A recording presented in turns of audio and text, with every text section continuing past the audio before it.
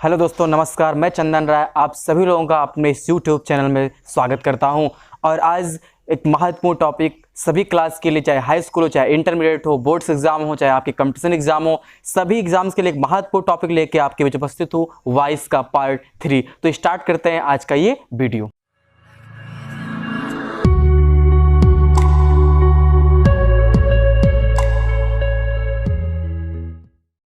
तो आज एक स्पेशल रूल के बारे में मैं आपसे बातें करूंगा कि पार्ट 3 आप देख सकते हैं कि स्पेशल रूल फॉर पैसिव। देखिए, पैसिव के विशेष नियम क्या होते हैं। अभी तक आपने क्या पढ़ा? अभी तक आपने यही पढ़ा कि पैसिव, थोड़ा सा रिकैप हम लोग देख लेते हैं कि पैसिव में थर्ड फॉर्म का प्रयोग करते हैं, हमेशा ऑब्जेक्ट को सब्जेक्ट बनाते हैं, सब्जेक्ट को ऑब्जेक्ट बनाते हैं।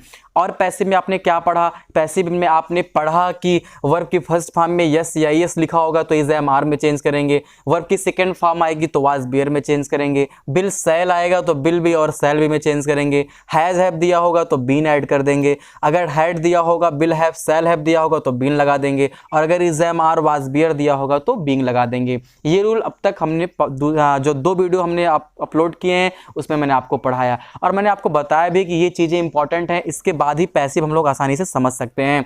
अब आज इसी के आगे हम लोग बात करेंगे कि स्पेशल रूल फॉर पैसिव होता क्या है। तो अभी तक आपने पढ़ा कि पैसिव में हमेशा बाई का प्रयोग करेंगे, लेकिन देखिए ऐसा नहीं है। कुछ ऐसी क्रियाएं भी होती हैं कि ऑब्जेक्ट का सब्जेक्ट तो होगा क्योंकि बेसिक रूल है, थर्ड फॉर्म तो प्रयोग ही होंगी, लेकिन बाई का प्रयोग नहीं करेंगे, ऐसा भी रूल है। तो अब वहां क्या करेंगे, इसको हम लोग थोड़ा सा देखते हैं। तो आपको कुछ वर्ब याद करनी पड़ेंगी। जब विशेष कुछ वर्ब होती हैं कि जब उनका प्रयोग किसी सेंटेंस में होता है तो वहां पर हम लोग किसका प्रयोग करते हैं? बाई का यूज नहीं करते हैं, बल्कि बाई के स्थान पर अन्य प्रीपोजिशन का प्रयोग करते हैं। तो आप देख सकते हैं यहां पर लिखा एस्टोनिस्ट।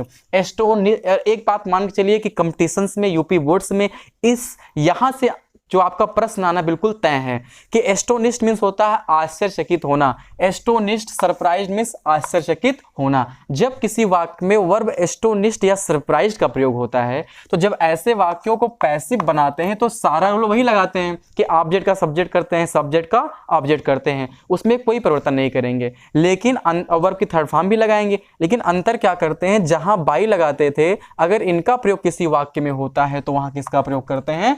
एट का प्रयोग करते हैं। अब उसी प्रकार से ये भी सेटिस्फाइड। सेटिस्फाइड मीन्स होता है संतुष्ट और प्लीज मीन्स होता है प्रसन्न। तो जब किसी वाक्य में सेटिस्फाइड या प्लीज शब्द का प्रयोग होता है, वर्ब आ जाती है, मान लीजिए कोई आप ऐसा सेंटेंस बना रहे हो जिसमें सेटिस्फाइड आ गया, कोई ऐसा सेंटेंस आप सॉल्व करो जिसमें प्लीज शब्द आ गया, आपको पैसिव बनानी है, तो पैसिव में आप क्या करेंगे? पैसिव में आप जहां बाई लगाते थे वहां पर किसका प्रयोग करेंगे? वहां पर प्रयोग करेंगे विथ का। और अगर किसी वाक्य आप बना रहे हो वहां पर नोन आ गया या किसी वाक्य में ओब्लाइज शब्द आ गया, अब आपको पैसिव बनानी है तो आप बाई, सारा रूल तो वही लगाओगे, थर्ड फॉर्म आपको लगानी है, लेकिन आप जहां पर बाई लगाते थे वहां क्या लगाओगे? टू लगाओगे। और अगर इंटरेस्टेड वर्ब आ गई आपका या ओब्लाइज वर्ब आ गया तो आप क्या करेंगे? तो पैसिव बनाते समय आपको कौन से प्रीपोजिशन का प्रयोग करना पड़ेगा? तो आपको वहां पर इन प्रीपोजिशन का प्रयोग करना पड़ेगा। तो आप याद भी कर सकते हैं, और बहुत सारी वर्ब्स हैं, लेकिन ये वीडियो चल रहा है, ट्रिक वाला वीडियो है जिसमें आपको इंपॉर्टेंट ही आएंगे। अब देखो, एस्टोनिस्ट के साथ एट, सरप्राइज के साथ एट, और सेटिस्फाइड प्लीज के साथ विथ, नॉन ओब्लाइज के साथ टू, नॉन ओब्लाइज के साथ टू का प्रयोग करते हैं। और यहां पर इंटरेस्टेड है। अब यहां पर ध्यान देने वाली बात क्या है कि ओब्लाइज के साथ टू लगाते हैं, और अगर कंटेन आता है, इंटरेस्टेड नहीं, अगर कंटेंट आता है तो कंटेंट मीन्स होता है रखना, तब इनका प्रयोग करते हैं। यहाँ पर ओब्लाइज नहीं, अगर ओब्लाइज होगा तो टू लगाएंगे, और इंटरेस्टेड होगा और कंटेंट होगा तो इनका प्रयोग करेंगे। आप ये सेंटेंस देख लीजिए, आई नो हिम वेरी वेल, मैं उससे भली भांत जानता हूं। आपको पैसिव बनानी है। आपका सब्जेक्ट क्या है? आई, वर्ब क्या है? नो, आपका ऑब्जेक्ट क्या है? हिम, और आपका ऑब्जेक्ट क्या है? Very well. तो हमने आपको बताया अगर आपको 2 ऑब्जेक्ट मिलते हैं तो ऐसा ऑब्जेक्ट जो आपको पहले मिले उसको सब्जेक्ट में परिवर्तन कर देते हैं। तो यहाँ पर हिम है तो हिम का सब्जेक्ट क्या होता है? ही होता है। अब आप देख सकते हैं कि वर्ब कौन सी है? वर्ब की फर्स्ट फॉर्म है। तो अगर वर्ब की फर्स्ट फॉर्म का प्रयोग एक्टिव वॉइस में होता है या वर्ब की फर्स्ट फॉर्म में यस या यस लगा है तो पैसिव में क्या करते हैं? इज, एम, आर का प्रयोग करते हैं। तो यहाँ पर सब्जेक्ट ही है, सिंगुलर है तो क्या लगा देंगे? इज लगा देंगे। ही के साथ क्या हो गया? इज हो गया। वर्ब आपको थर्ड फॉर्म लगानी है तो नो की थर्ड फॉर्म क्या होती है? नोन होती है। तो ही इज नोन। अब आप बाई नहीं लगाएंगे, वैसे तो थर्ड फॉर्म के तुरंत आप बाई लगाते हैं, लेकिन आप देख सकते हैं विशेष रूल है कि नोन के साथ क्या लगाते हैं? टू लगाते हैं, तो यहाँ पर क्या हो जाएगा, टू हो जाएगा। अब आपको सब्जेक्ट का ऑब्जेक्ट करना है, तो आपका सब्जेक्ट क्या है, आई, इसका ऑब्जेक्ट क्या हो जाएगा, मी, तो he is known to me, और आपका वेरिएबल ऑब्जेक्ट है, जो सेकंड ऑब्जेक्ट है उसको जो कहते हो लिख देंगे। तो I know him very well, he is known to me very well. और ये क्वेश्चन आपके बोर्ड एग्जाम में कई बार पूछा जा चुका है, मतलब मान के चलिए कि 7 से 8 बार से भी ज्यादा ये क्वेश्चन आपके यूपी बोर्ड में आया है। अगले क्वेश्चन की तरफ बढ़ते हैं, अगले एग्जाम्पल की तरफ बढ़ते हैं। हिज वर्क सरप्राइज्ड मी, उसके कारण ने मुझे आश्चर्यचकित किया। आपको पैसिव बनानी है, तो आपका ऑब्जेक्ट क्या है, मी, तो मी का सब्जेक्ट क्या होता है, आई होता है, आई लिख दीजिए। अब आपको आगे क्या करना है, तो आप देख सकते हैं यहाँ पर वर्ब कौन सी आई है, ईडी लगा हुआ है, सेकेंड फॉर्म आया है।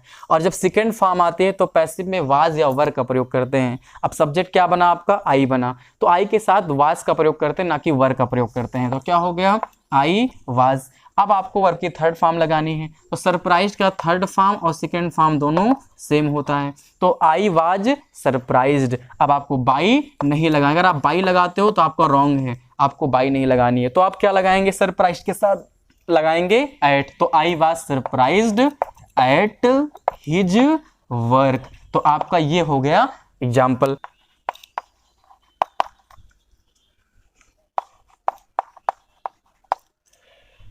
और एग्जाम्पल्स हम लोग देखते हैं, यहाँ पर लिखा गया है कि दिस बुक इंटरेस्ट्स मी। अब आपको क्या करना है, इस एक्टिव को पैसिव में परिवर्तन करना है। तो आपका ऑब्जेक्ट क्या है, मी, तो आपका मी हो जाएगा सब्जेक्ट। अब देखिए यहाँ पर वर्ब में यस लगा हुआ है, और आप पिछले पार्ट में पढ़ चुके हैं और इसमें भी रिवीजन हो चुका है कि जब वर्ब की फर्स्ट फॉर्म में यस या यस लगा होता है तो इसको इज एम आर में चेंज कर देते हैं। तो यहाँ पर अब आई के साथ किसका प्रयोग करेंगे, एम का, तो आई एम। वर्ब की हमेशा कौन सी फॉर्म लगाते हैं, वर्ब की हमेशा लगाते हैं थर्ड फॉर्म। तो इंटरेस्टेड की थर्ड फॉर्म क्या होगी, इंटरेस्ट की इंटरेस्टेड। अब यहाँ पर हम लोग थर्ड फॉर्म के तुरंत बाद बाई लगाते हैं, लेकिन रूल कहता है कि विशेष वर्ब है तो इसके साथ क्या लगाते हैं, इन, तो क्या हो जाएगा, इन। और सब्जेक्ट का ऑब्जेक्ट, दिस बुक आपका सब्जेक्ट है, उसको कर देंगे ऑब्जेक्ट। तो I am interested in this book, me object का सब्जेक्ट हो गया। वर्ब में यस लगा हुआ है तो प्रेजेंट इंडेफिनिट का इज एम आर, आई के साथ एम।